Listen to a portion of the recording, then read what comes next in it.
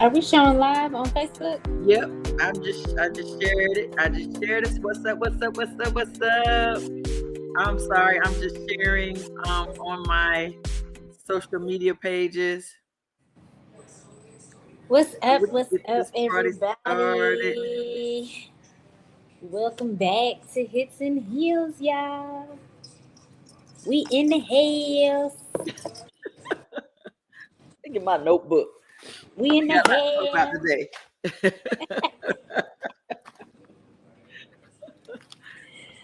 What's up, everybody? I hope y'all can hear me okay. I'm in this good hotel right now, living the hotel life for a few more days.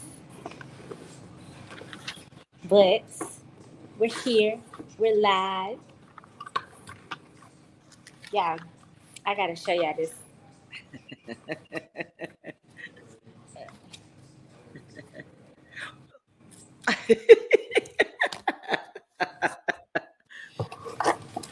So Dani is still in New Orleans. I'm still in NOLA, baby. I'm See, still in NOLA, baby. jealous. Was at the game yesterday. Yes. So we went to the game. So I don't know if you saw my description of today's podcast. Listen, I already knew that Lamar Jackson was fast, but there's fast and there's Lamar Jackson fast. This man has like jets, like for legs. He's so fast. I can't tell you the joke that I told Chad, right? I texted Chad in the middle of the game and I was like, Lamar Jackson is faster than a certain somebody leaving church.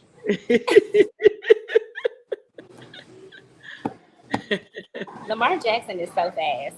Y'all have to forgive me. I don't know if y'all can hear all that noise in the background. I don't know. Hopefully y'all can't hear the noise too much.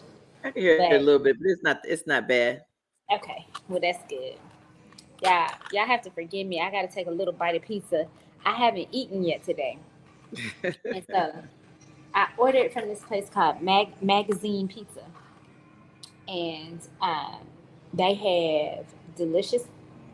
It's I mean I'm it ain't like a Philly pizza, you know what I'm saying? It's not like Philly, you know, but it's decent pizza for New Orleans. So I haven't eaten today. You did wrong. Oh my God. So this is episode 9.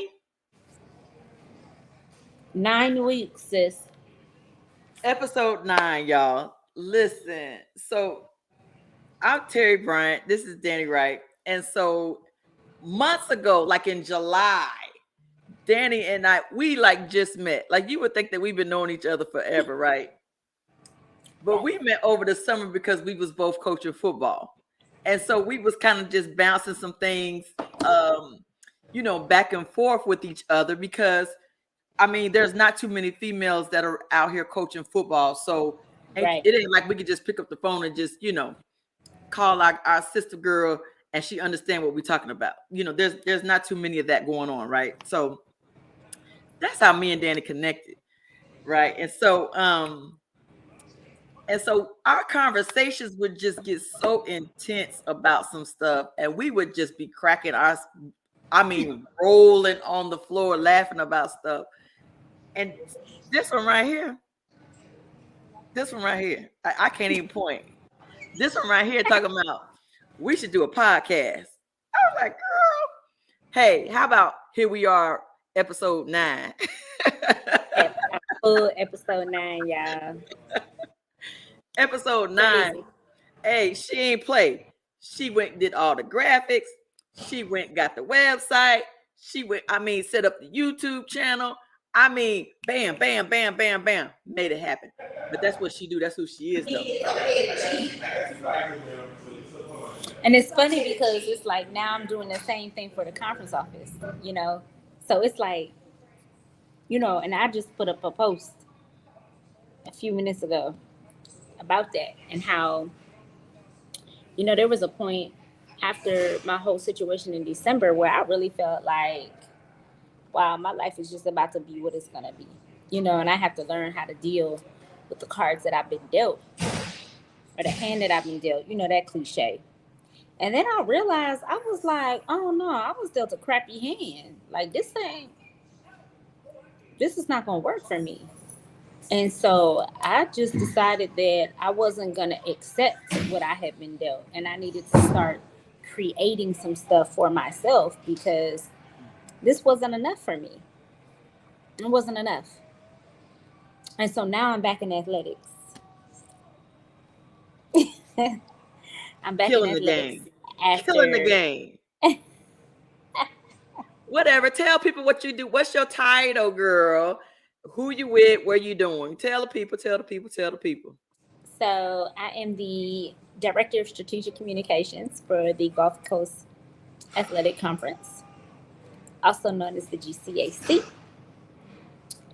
We are an all HBCU conference based in New Orleans, Louisiana.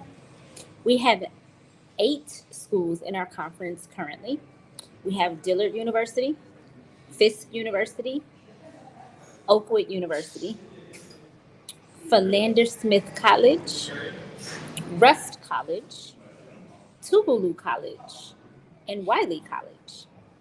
But last week, on Tuesday of last week, no, I'm sorry, Wednesday of last week, we announced that we are adding the University of the Virgin Islands to join our conference. They have accepted the invitation. They will join the GCAC officially in the 23-24 academic year. And so our last show, and I was like, we got so much going on, and I can't wait to tell y'all what we got going on. That was my secret. Like I had just finished the press release and got all of that approved, and we worked as a team with uh-oh, there we go. I don't know what happened. Me either. Their technology is crazy I today. know. I just kicked Terry off the stream. But so we actually worked with UVI's communications department, their SID. SID is Sports Information Director. We worked with them to develop a joint press release, and I was just so excited to get that out. It's major. It's a major move. We have an amazing commissioner. She is doing absolutely great, great things for our conference. So I'm very excited. I'm very excited. That's great stuff. That's great stuff. So let me tell you what I got going on. Okay, Yo, so you know we are the. we're in a championship game on Thursday. But it's way more than that, right? It's way, way more than that. So let me tell you about this championship game that's getting ready to happen on Thursday. Okay, so it's us against Leestown. Okay. Our team, Crawford, has not won a championship game in 19 years. Leestown has not won in 20 years. But what I'm trying to tell you, it's been like 19 years since a school that isn't a PWI, I'm going to say it that way, has won in the city. Right? So the PWIs have been dominating. Matter of fact, this one school has won it 7 years straight, and we beat them for the first time last Thursday, and it was And a that's Hayes. nail biter. Is it Hayes? Hayes, yeah, right. So, Coach Payne actually retired, stepped down last year, so they got a new coach, but it's the same coach staff. But Coach Payne, I'm talking about, I don't know how he did, but he created an absolute outstanding program at Hayes. I mean, I'm talking about the parents do what they're supposed to do. They're raising $25,000 a year from, I mean, they have a booster club. I mean, they run their middle school program like a high school program, right? I That's mean, crazy. it's just absolutely fantastic. So it's really, really difficult to compete with them because they get all of their players from 6th grade, 7th grade, and 8th grade consecutively. We have a new team almost every year. So like this year we have 29 we call them seniors, 29 8th graders, right? Of those 29 8th graders, 29. Where you go, Danny?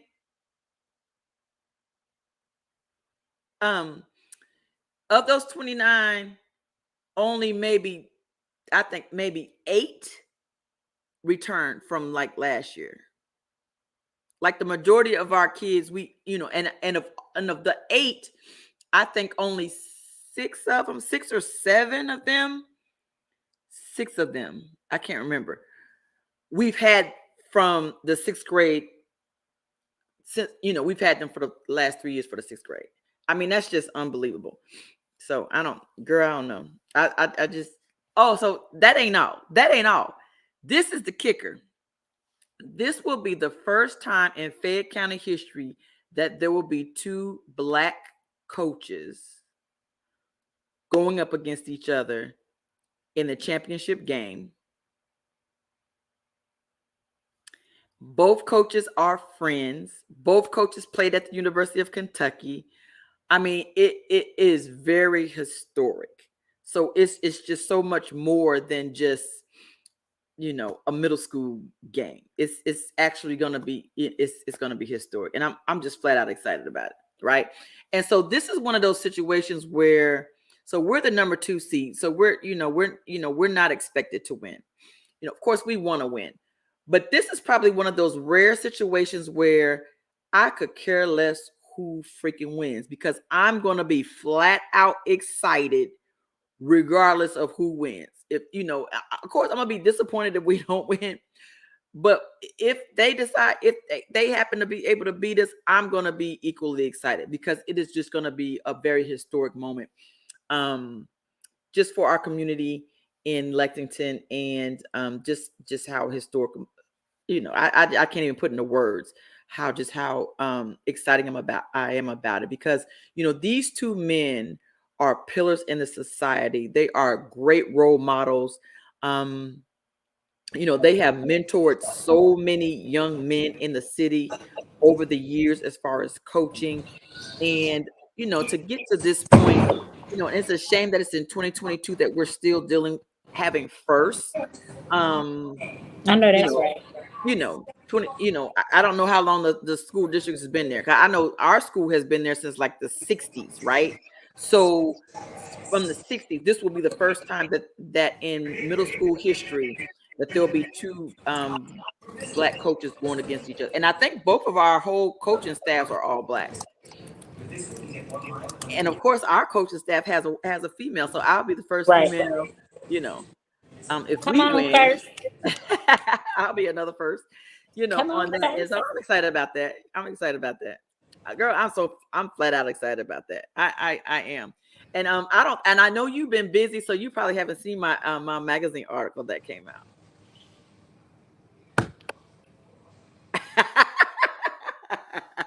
You haven't seen it. And I so I haven't. got recognized. I So have to catch up on life, sis. I Like know. Well, I have been we like, don't see each other, so we always have to catch up on the podcast, right? listen. And so Lex. Or So one we of have our a like magazine. 3-hour phone calls. Like, Yes. So we have a Black female owned digital magazine in Lexington called Lextropolis. It's owned oh by yeah, I'm familiar with them. yeah. I And am so familiar with them. so she just celebrated, I think, her 7th year in publication. And so I was on the cover of this month, and it was dedicated to women changing the game. And I was How one of the fitting three is that? features. Of course, you were one of the features. You kidding me? So I was just so excited and honored and humbled that I was one of the features. I mean, because I'm gracing the cover with an attorney. She's like our girl. She's like our county attorney or something or whatever. Just got elected for, for the city. I apologize. I forgot who the other young lady was. I just haven't had a time to read everybody's thing. I had to read mine because I didn't. It's not like I proofread it or knew what it was going to Right. say. We just went through an interview process, and I just asked a lot. She answered a lot. Asked a lot of questions. I answered a lot of questions, and then she just put it all together. Right. And so, but I am so pleased with how it came out. And I'm just so thankful that Deborah, even asked me, to do to do the cover for her and to That's show up on her amazing. cover. And, But I'm 7 not years. surprised. I'm not surprised. Who's That's because you my surprised? girl. Who's surprised? No, like we That's not because you. surprised. We not surprised over here. Okay. What I'm waiting for is when you graze the cover of Sports Illustrated, ESPN, W. Okay. Okay. Okay. I It's like how coming. you spoke that. I It's like how you coming. spoke that. Yeah, I like how you spoke that. Right. So, and then I'll be your PR agent. no, and then your girl Monique is getting ready to put me in her Mac in hers too. I think it's in the spring or something. I It's just had to me. send Mm-hmm. her a rough draft on that one, and um so there's another one coming out in the spring where your girl Monique is put me on blast on that, and I just appreciate it so much. But I just love telling our story, about how we gotten started. And I'm just so excited about that. Anyway, what girl? Let's go back to the top, girl. You said let's We go back got a to lot of stuff to talk about today. Dusty Baker winning the World Series the World as a Series. black manager. He's Yes. only the third, but he has been in the league forever without a World Series as a manager. And so we're definitely excited about that. And I got to shout out my boy, Justin Fields, because they're my people, who broke Michael Vick's record with quarterback with the most yards in a game. And so I was talking, I saw it, I don't know, I forgot where I was at it might have been TikTok or somebody, and somebody had said something about Justin Fields. And I had said something about it. I said, he just needs an O line. And he was like, no, he Mm-hmm. needs a defense. I said, look at my face. I said, if he had a good O line, he wouldn't have been breaking no records because he was running for his life. Listen. He wouldn't have had to run 178 yards because he could have been passing the ball or handing the ball off, but he don't have time to get the ball off to Hello, do church. none of that. He got to run it himself. Come on Hello, now. church. He's O line. Listen. And it's so funny that you say that because it's like, Uh-oh, she's streaming out. Anyway, so I'm gone. as we Am I wait for back? Danny to come back, I want to talk about Alabama losing to LSU. Am I Notre back?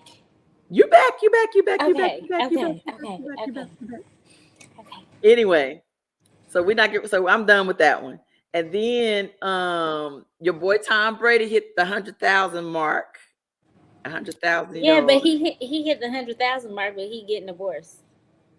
Like your whole marriage is gone because, and I'm sure there's more to it. Let me say that first. I But wish I knew the rest of the story. there has to be more to the story because what it looks like, and this is I'm being very clear that it really looks like you decided to unretire and your marriage failed because your wife wanted you to You to stay retire. retired. Yeah.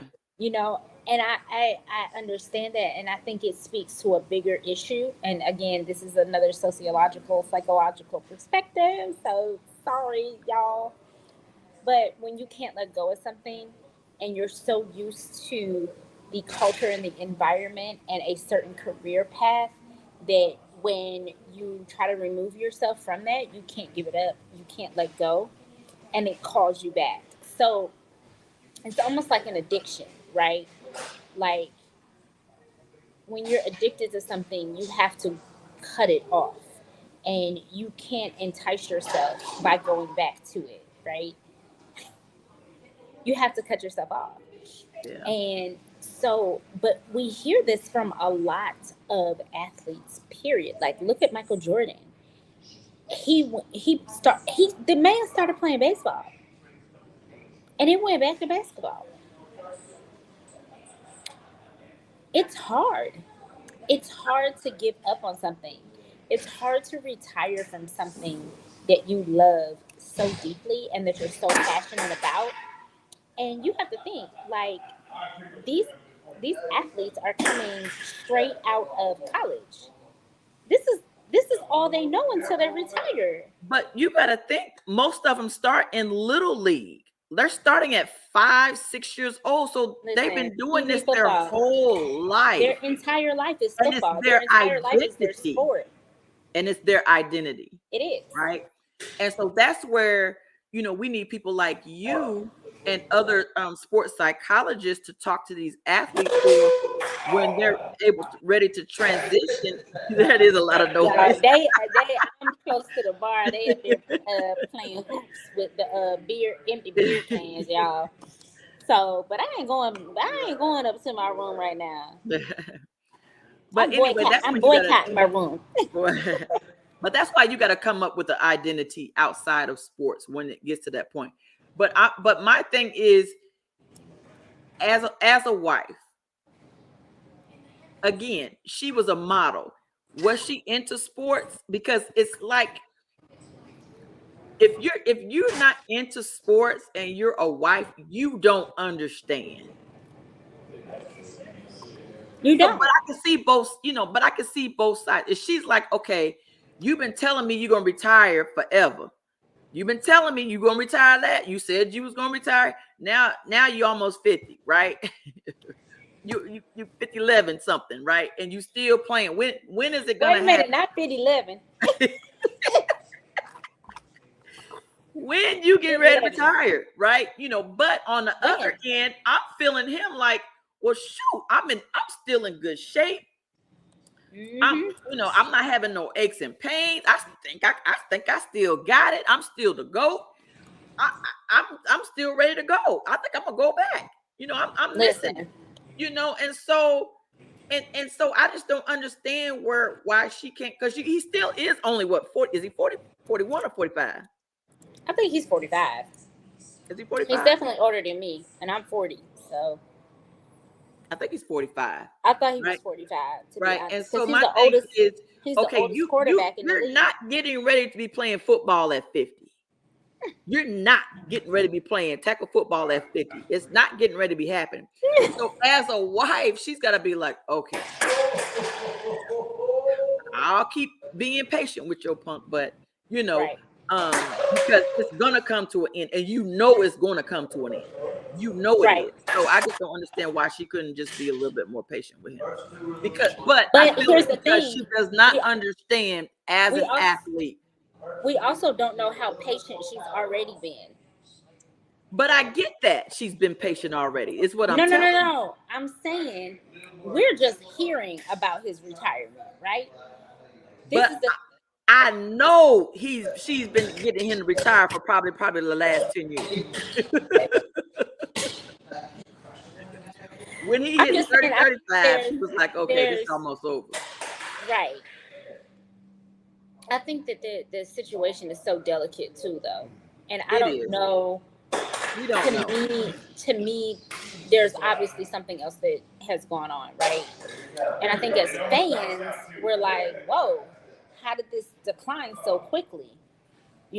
But the flip side of that is, I always look at it like, you know,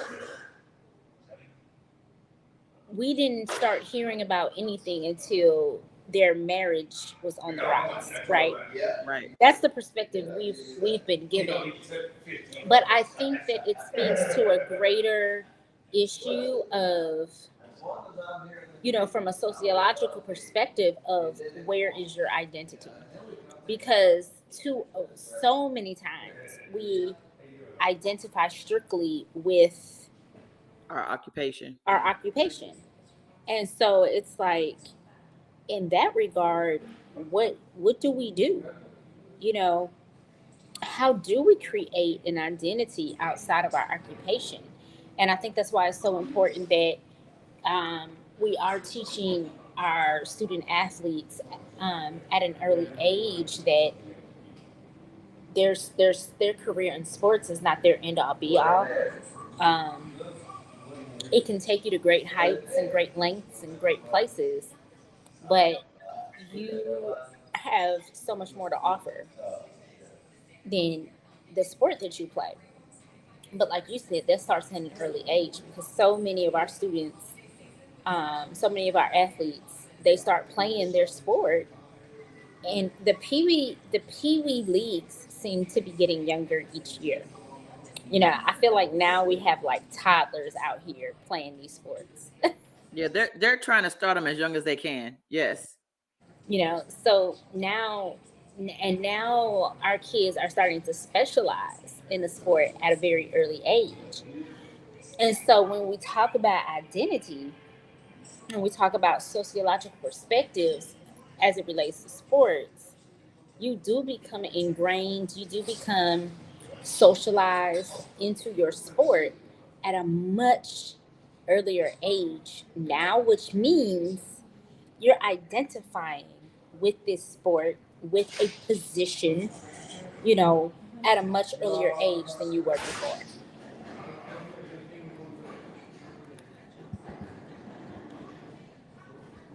That's so true. I mean, that's so true. I get that. I mean, I just get that.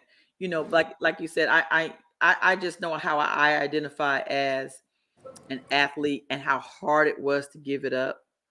Um, two tore ACLs, and I was still playing with tore ACLs, and I would get done playing. I would literally have to be dragged off the court, and Absolutely. and it was just tough. Yeah. And then when I think the last surgery I had, I think I twisted my knee on some ice or something, and I went to the ER, and they took the hardware out of my left knee, and he was like, "You're done. No more sports." And I was like, you done lost your everlasting mind. You done lost all your mind. Uh, you know, so but I still played like softball. I still played a couple years of softball. Um, Hmm. and actually, the only reason why I gave up softball was because Ty has summer ball during the summertime, and it interfered with that, with me going to his game. So Right. that's how I finally gave it up. Right. But it was very difficult to give it up. It was very difficult to give it up. Doing something, and I guess that's why now coaching is now my outlet, because I can't play, because I can't participate and play. Right. You can't And so play. now coaching has turned into that new outlet. And thank goodness for that. Yeah. So yeah, Yep. yeah. Girl, how- oh, Brian Kelly over there beating Nick Saban. How about that? How about that? So, when that game was going on, we had our volleyball tournament this weekend. Hmm. So I couldn't actually watch the match because, okay, so let me back up. Well, I'll come back to that. But we have all of our championships are broadcast on live TV now. I'll get back to that in a second. That's good stuff. So I wasn't able to watch the game because I was watching our broadcast to give them feedback and make sure that things were going okay. Um, because the day of our championship match, the app went down. No. It was like 7, 8 in the morning, Yeah. and I got a message from the commissioner that the app was down, and I Oh was like, no.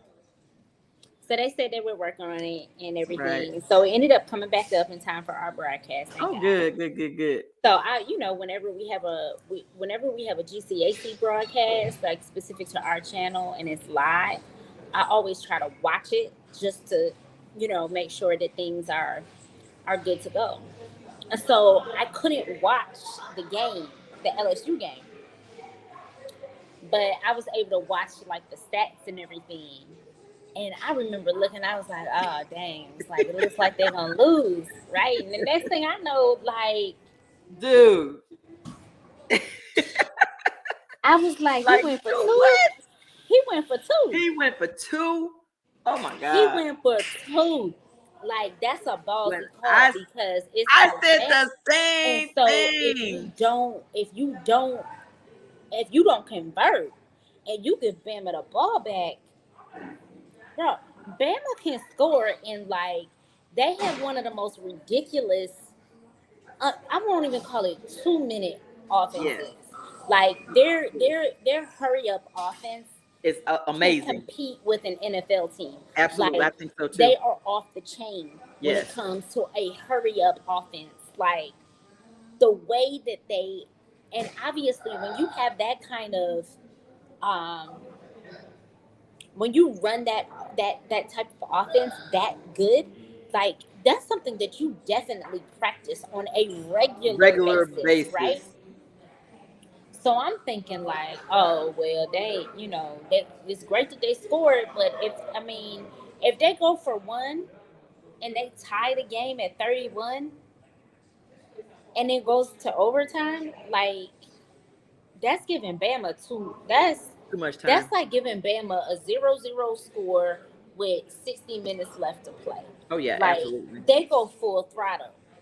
So when he lined up to go for two, I was wondering. I was like, I wonder why my stats ain't caught up, right? So that's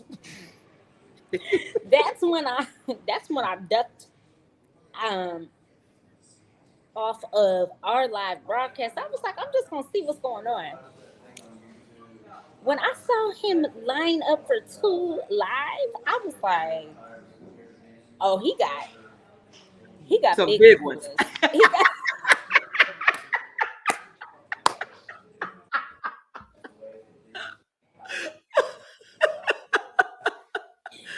girl. I was Said, like, yeah, he got some big dude, ones. I love it. You got some big ones.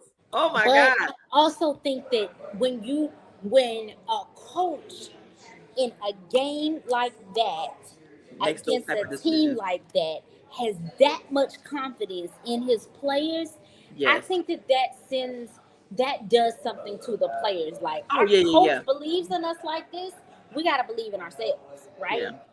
And so when they converted, I was like, it's a wrap. Rap.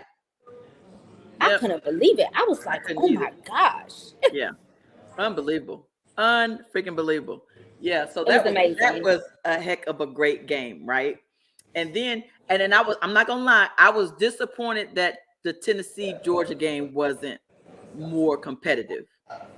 Yeah, that was a complete blowout. I was actually surprised that Tennessee Yes. was not competitive at all Yeah, that game. right. They And so looked I like they had expended all their energy playing Kentucky, up to that point in the right? season. They ain't had So nothing left in them. right, that's what they look like. And then I was excited about Marcus Freeman and Notre Dame getting the win over Clemson Yeah. because he had such a bad start. I said, "Oh my God, he's fired, dude!" I thought he was done. So did I. I said, "He's fired." Because we talked about that. Yeah, we did talk about it. We absolutely talked about It that. was it was 0-2. I thought it was 0-3. It was 0-2, or Oh, and I thought they started 0-3. I thought it was 0-3. I thought he started 0-3. Yeah, because it was like because he lost the game to Marshall, and I forgot who else, but the Marshall game was the one that I totally remembered. I said, "Oh, he's fired." I just knew he was done.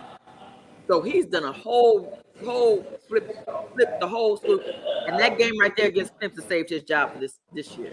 That gave him the benefit of the doubt and helped him to redeem himself. I think saved his job because number one, they Clemson was still undefeated, weren't they? Weren't they 7-0 going into that game? I think they were undefeated, and they were ranked number 4. Yeah, they were undefeated. I think so because I think so. I think they were undefeated. Yes, because because Ohio State, TCU, because I think it's only 4 undefeated teams right now. Ohio State, TCU, Michigan, and Georgia, I think, are the only ones left. Are the 4 teams that are left, I think, right now that are undefeated. Okay. If I'm not mistaken. Right. So I'm just saying.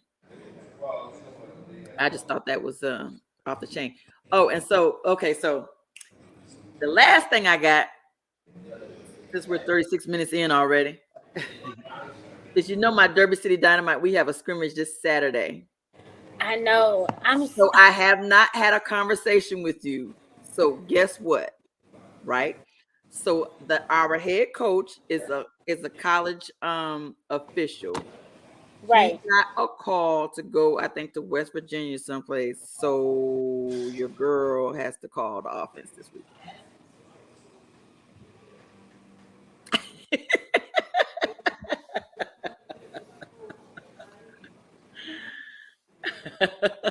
I can't say what I was gonna say. I'm gonna say that offline. That's my dog. Look, I feel like Smokey from That's my dog. That's my dog. Yeah, so that'll be 7:00 on Saturday night, and 7:00 on Saturday night. And y'all play in Jeffersontown, somewhere in northern Indiana, right across the bridge from Louisville. It's right there. We're playing. Oh yeah, the big. Is that a big There's some type of I think it is some type of facility. Yes. Yeah. Okay. It's got like a German name. It's called Whirly or something like that. But yeah, I'm excited. I'm excited about that too. This is scrimmage, so I'm not, no big high expectations. It was a fantasy football game that you got selected to.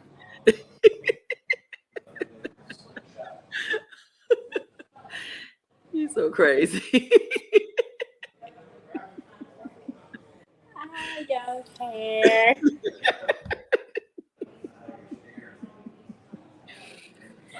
I don't care if it is kickball at recess.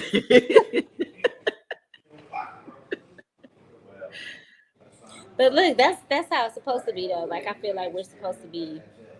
You gotta have cheerleaders. You know what I'm saying? You have to have cheerleaders. You have to have people that believe that like you can literally like jump off the face of the earth and land flat-footed back where you. Right. You know what I'm saying? Like absolutely. Yeah. Absolutely. And it's funny because I had shared there's one of my favorite memes is that like I'm mixed, right? I'm mixed. So I'm half Jesus and half Peter, right? Peter was the type that was like he'll cut you in a minute. Right. But I'm, so I feel like, I'm definitely the type that I'm going to go to battle for you in a good way. And if you need something else, I'm still going to battle for you. But I think that is the beauty of our relationship. But also I'm seeing a lot of that in other relationships that I have now. And even in like this new position that I'm in, like I wasn't seeking this at all. Like, and it still blows my mind. You know what I'm saying? I know. Like, we were so blown away. Yeah. I'm sitting here even now, like in New Orleans, like chilling. Like this is what I get to do. I'm privileged and honored to do this work. And it's hard. I'm sure it's hard. But all the perks that go with it. Oh my God. Just the fact that the conference is based out of New Orleans, that you get to go to New Orleans on occasion.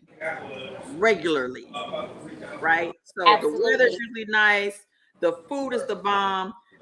Again, and then you get to get entertained. So you could catch an NBA game, you could catch an NFL game, Right. you know. So I mean, how does it get any better than that? It's all I'm saying. Listen,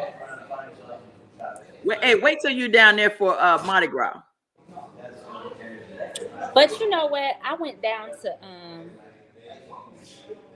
where were we? We were on Bourbon Street, Hmm.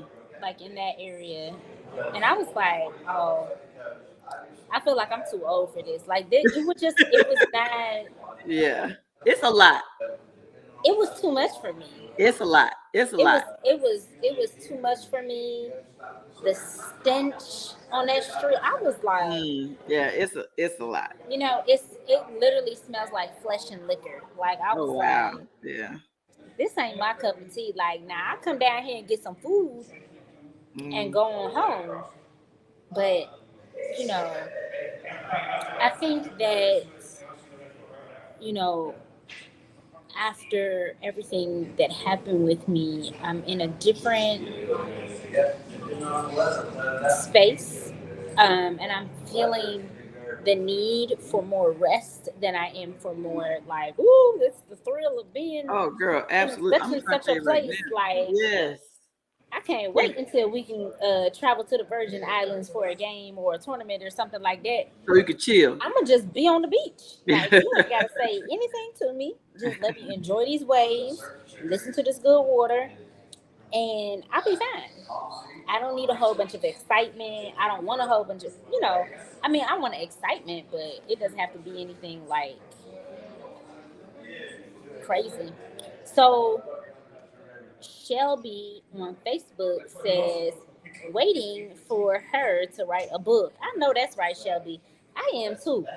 Listen, Terry got like 8 books inside of her right now, and 2 more on the way. Like, come on Thank you, Shelby. So Shelby is one of my players' moms, Ty. Her son is named Ty, like my baby's named Ty. And Shelby was in charge of making sure our babies got fed now. um Yes. for pregame. So she helped Nice. spearhead that. So I'm so thankful for her. But that is so sweet for you to say about me waiting for me to write a book. I'm waiting for me to write a book too. You know, so I got my coach, It's so scary. So crazy. my coach. She gonna get me all together. And then Jay says, hey Jay. So Jay was the assistant basketball coach at Clark Atlanta University. When I started, I got my first full time SID position, and I started in athletics full time as a director at Clark Atlanta in 2009. And so he was the assistant basketball coach. And funny story about Jay. Okay, so I'm about to tell this story, Jay. I don't even know if Jay remembers this story, but I'm gonna tell it anyway. So Jay like came to my rescue big time one day. I'm talking like big time. So I was down in Atlanta. It's like the middle of basketball season, and I was like, I'm trying to meet new people. I'm trying to have like a social life. So I joined eHarmony. I joined eHarmony when I was in Atlanta, and they I was going on a date with this guy, and so I had gone to meet him there. And since I wasn't from the area, like, we met at a spot, and then I followed him to where we were supposed to be eating, and he got lost. He got lost. So we finally found. Actually, I don't. I think we were supposed to be going to like Dave and Buster's or something like that, and we ended up at like an Applebee's or something. And so we're sitting there eating dinner, and he starts talking about how, like, oh, this is gonna be such a funny story. And I was like, what? What's gonna be a funny story? He was like, yeah, like, you know, how we gonna tell our kids that mommy and daddy got lost on our first date? Sir, what? Who? Like, who? Huh? So, but then, like, I'm sitting there and I'm listening to this man talk. He has a whole story in his mind about how we're gonna get married, how we're gonna have like 6 kids, and uh, like I won't have to work anymore. I'm gonna stay home. And I feel like anybody that knows me knows that I ain't finna stay home. And if I stay home, it's because I have a home based business. It's Right. not like you're not gonna find me laid up in the bed having your babies and not doing anything else. Like I don't even have. I've not seen that in my life before. Mm. But he just kept going. And so I remember I got up, I excused myself from the table, and I went to the bathroom.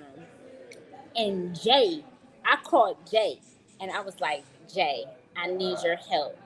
I said, he was like, what's going on? He was like, I thought you had a date tonight. I was like, I do. I'm on my date. I started telling him what was going on.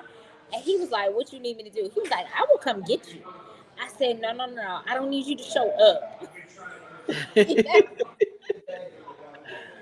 I said, I just need you to like get me out of this situation. And so I got back to the table. And so Jay just starts calling me nonstop. And I was like, oh, okay. So when he got on the phone, he was like, we need you. We're having a situation with our team, and like we're gonna need some PR guidance. And I was like, cool. I said, let me, I said, I'm out to dinner right now. Can it wait? And he was like, it can't wait. It can't wait. Jay to the rescue. Jay to the rescue. And so Oh, that is so funny. I ended up making it back to my apartment. I talked to Jay the entire way home because I was like, at this point, like, is this man gonna follow me now? Oh yeah. Oh yeah. But Jay came to the rescue. So cheers to Jay. Hey Jay. But yeah, so Jay was the assistant basketball coach at Clark Atlanta. They had a really great season. They had an awesome team. I still talk to most of the student athletes that I work with in the past. That's good stuff. And so when I was at Clark Atlanta, I was only 2009 was 13 years ago. Yeah, so I was like 26, 27. So the kids, I was only like A couple years older like than the kids. right. You know what I'm Yeah, saying? So, but I still talk to all of them. that's good stuff. I love that. That girl, And that same is with hilarious. Kentucky State was my next job, and most of them I am still close with. Like, I mean, those are my babies.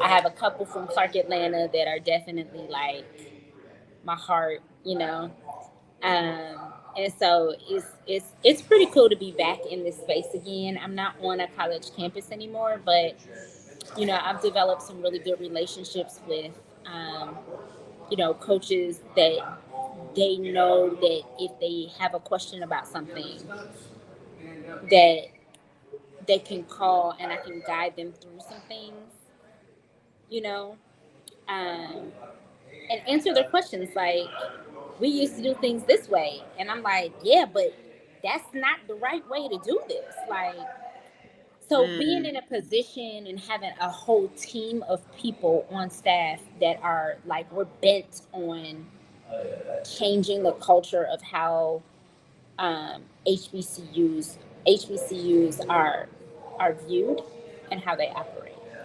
And so Well, that's really exciting. yes, and I love that Dion has been putting HBCUs in the spotlight. Absolutely. So that people are being more aware. And Absolutely. speaking of that, so which schools, how many schools do y'all have are football schools? None of them. Y'all don't have no football schools in We are your we are not conference. we are not a football conference. We are a Gotcha. basketball conference. Like basketball is the Gotcha. sport. And Okay. so, when you think about the alignment of HBCU conferences, there are 5 HBCU conferences. You've Mm-hmm. got GCAC, the MEAC, the SWAC, SIAC, and CIAA. So Okay. there's 5. And of those 5, the MEAC, the SWAC, and the SIAC are the 3 HBCU conferences with football. Okay. That like they're more known for their football than they are their basketball. For their other sports. Okay. And then the GCAC and CIAA are definitely more basketball. Basketball.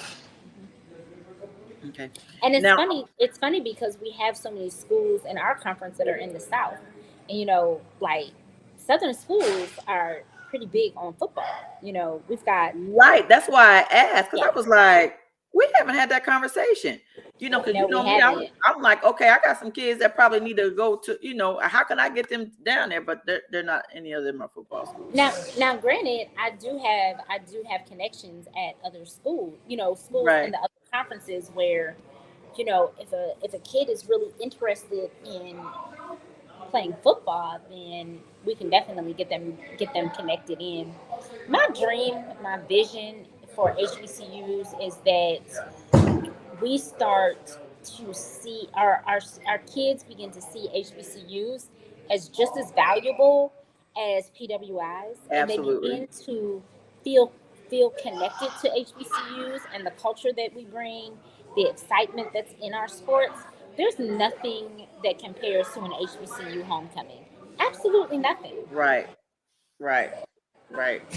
Yeah. So I There's have nothing that compares. I have one of my cousins that she goes to Langston out of Yep. Oklahoma. Out of Oklahoma. Oklahoma. Yeah. So she graduated. I think her brother graduated from Langston too. I think they both graduated from Langston, and then she's getting ready to be a physical therapist. So she's getting Oh, ready. nice. Yeah, she's getting. I think she's in her whatever to become a physical therapist. So I'm excited about that, about her. But I just love, that's my only connection to a HBCU family wise. My uncle, that's a lie. That's a lie. I have an uncle that played football at Alabama State. Oh, So wow. I have that connection. And then he has um a teammate that works here. He's now a principal Oh, wow. at That's a dope. school in Louisville now, and so we call him Big Lunch. And and Big lunch. I love you it. know Lunch. No, I said big lunch. I love it. I love the name. Oh yeah, they call him Lunch. So his name is Vaughn. Oh my God, I just forgot his name. Vaughn. Anyway, so they call him Lunch. That's his nickname. And so he does a lot of stuff in the community and stuff as far as feeding and stuff. But it's just so that has been my only connection to HBCUs. Because I grew up in Kansas, right? And so all we had was Kansas State, 30 minutes away from where I work, where I lived from the military base, and then we had KU up the street.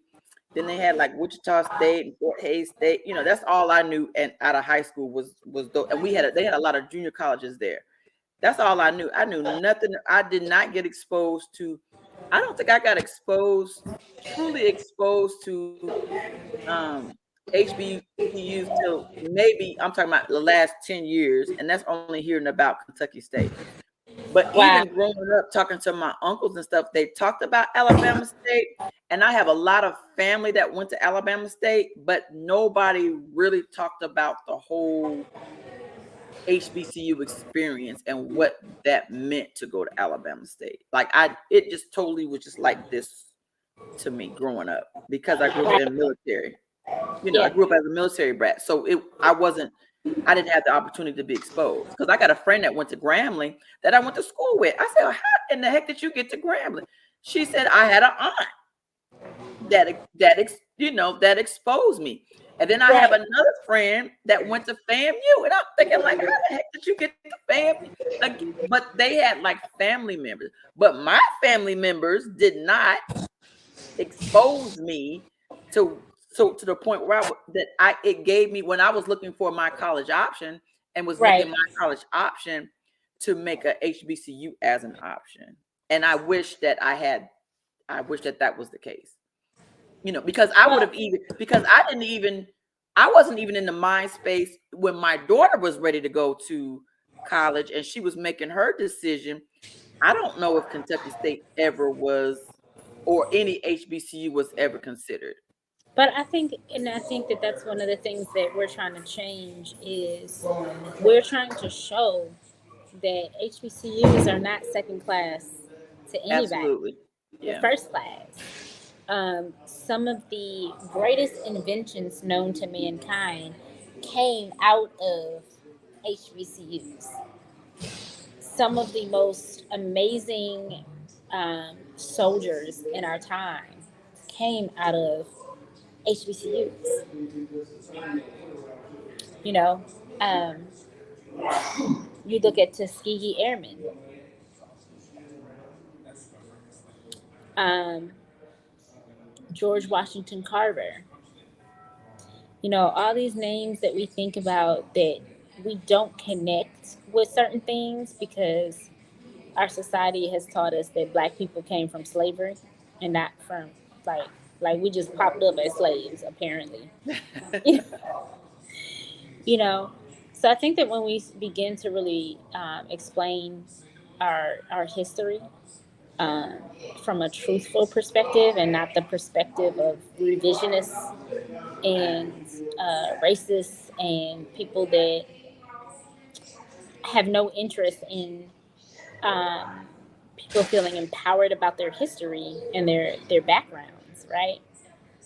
So I think our job is to expose people to the truth behind what it is that we do and where we come from, and like some of some of y'all's lives were saved because of inventions of black people that came from uh, HBCUs, or they were educated by founders or professors at HBCUs.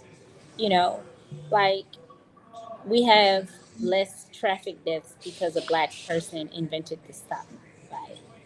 Like, you know what I'm saying? Yeah. Um, but so I'm excited to do this work. I'm excited to be um, in a position to be someone responsible for telling our story. That's a privilege. You know what I'm saying? Like that's a huge privilege to be given, to have someone say, come up with strategies and tactics and events and content that tells the HBCU story. Like Yeah. that's dope. That's amazing to me, Absolutely. you know? Absolutely. I mean, absolutely. You So know. here I am, I'm getting all excited. I got my fingernails popping off and working. 'Cause, I talk with my hands, so I keep hitting stuff, hitting the table and all of that because I'm all excited. That, yeah, yeah. So, Well, you but know yes, me. I'm super proud of you oh, because likewise. you're just so amazing. So, guys, we're gonna have to get. So I talked like all last week. She was busy, so I had to talk like the whole time. So we're gonna set up a time where she's gonna be able to just totally just tell her full story. Nope, I'm gonna be And, behind the scenes like I like. and no, and you're just gonna see just absolutely how freaking amazing she is. Especially when she starts talking about the sociological impact of sports and that full dynamic is going to be absolutely amazing because it's just such a topic that needs to be um exposed more. Um because we it's something that we don't understand. It really is. And so, kind of like what we were talking about with, with the whole Tom Brady issue. You know, there's so many things that we don't know, but then there's parts of it that we can kind of take a guess because we know what Mm-hmm. it is about identity and making sure that as an athlete that the sport does not define who you are, that you're Right. still um an independent person outside of the sport, and don't let and that's how people start having the mental issues, and because they start having identity issues with that. And so she can break all of that down because she's bad to the bone when it comes to that type of stuff. She's got her masters in it, and she's killing the game. I'm super proud of you, sis. You my girl. You know I love. Over You there know I killing love the me some. game. Love me Killing some the Terri. game. Love me some Terri, like they say down south. Some Terri. Oh my God. Ain't they country down there? You know what?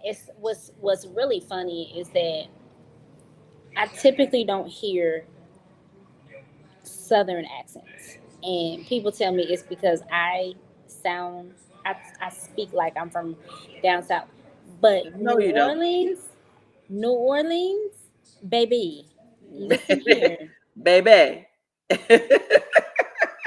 their their dialect It's down different here is because they like got that Creole kind of mixed into it a little bit. Yeah. I, I it's so intriguing. Like even the white people down here have accents that are like, Amazing. whoa, like y'all sound like y'all are one of us. They really do. They really do. And I'm gonna tell you who from down there that I love to hear him talk. Oh my God. I can't think. I just lost his name. He's a white pastor. Jesse Duplantis. uh, You ever heard him talk? yes. So what's funny is, today's election day, and so I was listening to some of the ads that pop up because I was watching the news, and just the local news. I like watching local news when I come to different areas because it helps me learn about the culture and everything. And they had somebody running for office, and his dialect, it was so thick and rich and just like, to me it's not even country. Like this is not Right. a country Yeah. dialect down here at all. This is something totally different. It's like it sound like crawfish. Like you sound like crab legs. You know, you sound like alligators. Like this is thick, thick, thick. You know, Oh yeah. but I love it, and I Yeah. love hearing them talk. I Yeah. love hearing them talk about their culture down here. Um, so I'm excited. I'm excited to come back. I'm gonna have to bring you down here. Tell Cisco, don't worry, I got you. We was just about to have a girls trip in New Orleans. I'll bring you back.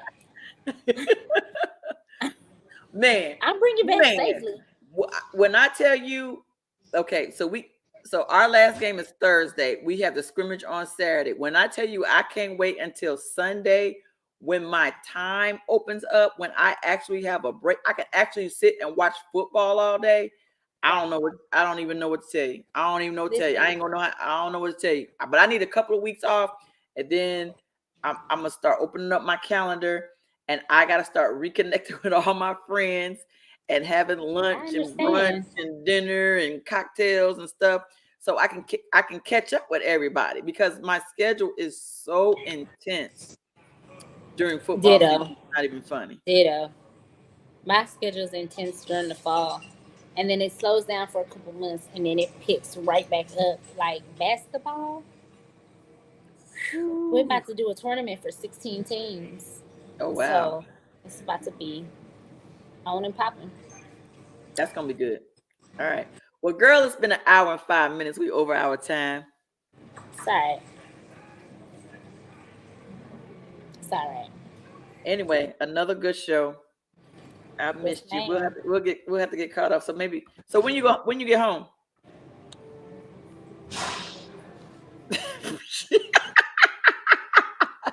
Who knows? Like, I want to say Thursday or Friday. I don't know. I'll look at my app on my phone and I'll tell you. Well, our game will be on YouTube. Okay. Our game will be on YouTube. So I'll post it. I'll post it. Girl, I'm over here yawning. Oh my God, I'm so excited. I don't know what to do. When we got home last Thursday after that win against Hayes, I bet it was, I gotta be up at 4:30. 4:30 at the latest. It's supposed to be 4:00, but I'll be milking it till like 4:30. I just know you do. And I know Cisco and I didn't go to sleep till like about 1. We just couldn't sleep. We were just so hyped. We just couldn't sleep because we were just so hyped. Oh my God, we were just so ecstatic to get over that hump. We didn't know what to do. I mean, because even today when we went out to dinner, he was like, after our first scrimmage, did you think we would go undefeated in the season and be in a championship game? I said, hell no. No. Did not think we would be here. He's like, well, why do you think we're having the success that we have? I said, boy, because you can coach. That part. Because you can coach. You can flat out coach. Don't underestimate yourself because you can coach. So, anyway, girl, enjoy the rest of New Orleans. Listen, I'm about to tear into this pizza. All right, go heat your pizza back up and tear into that pizza and get your eat on. About to tear it up. I'm so hungry. All right, boo. Well. All right, boo. I'll holler at you. All right, y'all. Get out of here, y'all. Love y'all. Thank you for tuning in. Thank you, Shelby. Thank you, Jay. Thank y'all.